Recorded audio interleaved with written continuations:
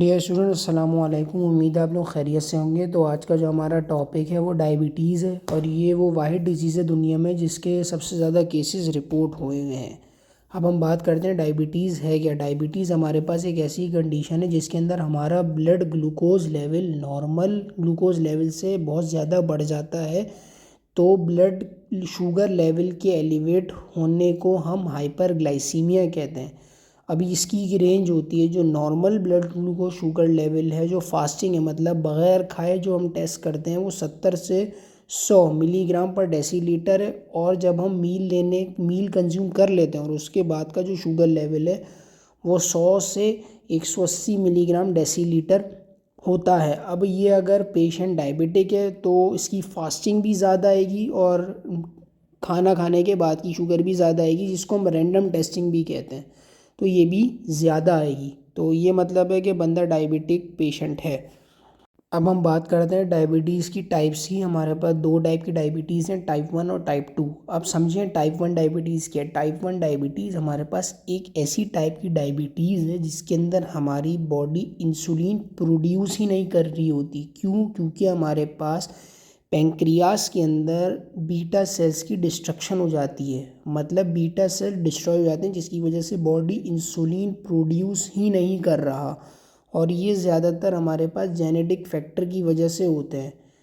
तो हमारे पास जो मोर कॉमन डायबिटीज़ है वो टाइप 2 है। तो इसलिए हम टाइप 1 डायबिटीज़ को इंसुलिन डिपेंडेंट डायबिटीज़ कहते हैं, क्योंकि इसके अंदर इंसुलिन बनी नहीं होती, हम इस इंसुलिन के ऊपर डिपेंड होते हैं। तो इसको इंसुलिन दी जाती है ताकि बंदे का जो शुगर लेवल हो नॉर्मल हो।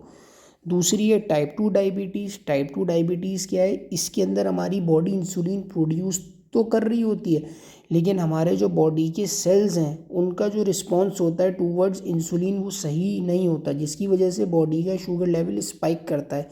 इसीलिए हम इसको इंसुलिन नॉन डिपेंडेंट डायबिटीज़ कहते हैं। और ये ज़्यादातर हमारे पास जो है वो ओबेसिटी की वजह से, हाइपरटेंशन की वजह से, ट्राइग्लिसराइड लेवल ज़्यादा होने की वजह से, और कोई हार्ट डिजीज़ है, कोरोनरी आर्टरी को, या कोई क्रॉनिक डिजीज़ हैं उसकी वजह से भी होती है। और टाइप 2 डायबिटीज़ में नॉर्मली मेटफॉर्मिन जो है वो सबसे ज़्यादा रिकमेंड की जाती है, दी जाती है, जो फर्स्ट लाइन डिफेंस थेरेपी है टाइप 2 के अंदर।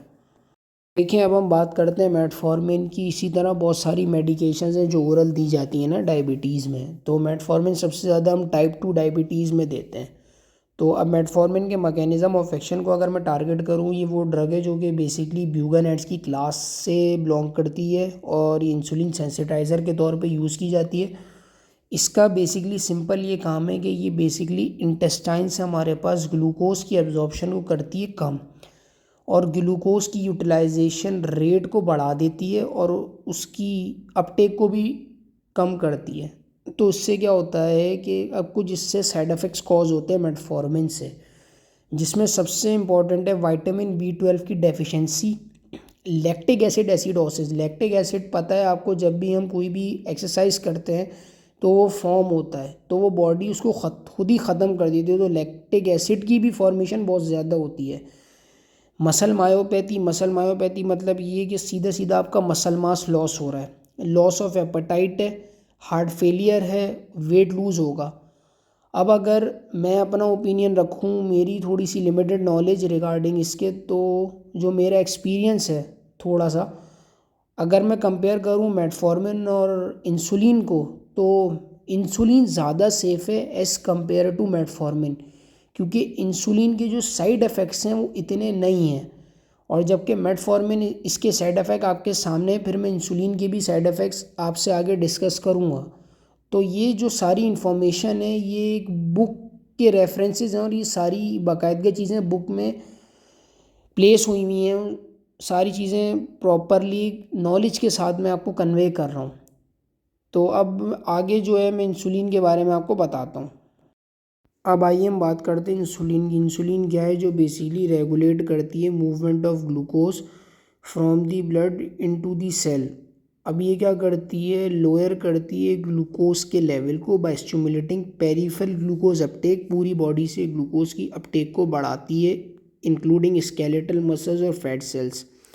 अब और इनहिबिट करती है ग्लूकोज की प्रोडक्शन जो कि लिवर रिलीज़ कर रहा है। अब इसके एडवर्स रिएक्शन भी बात करूँ, हाइपोग्लाइसीमिया, शुगर कम हो जाएगी, एलर्जिक रिएक्शन है, वेट गेन और रीनल इंसफिशेंसी मतलब किडनी पे अफेक्ट आएगा जबकि आप डोज नहीं लेंगे सही। अगर आप डोज प्रॉपरली सही तरीके से रिजीम को फॉलो करते हैं तो आपको कोई इशू नहीं आएगा।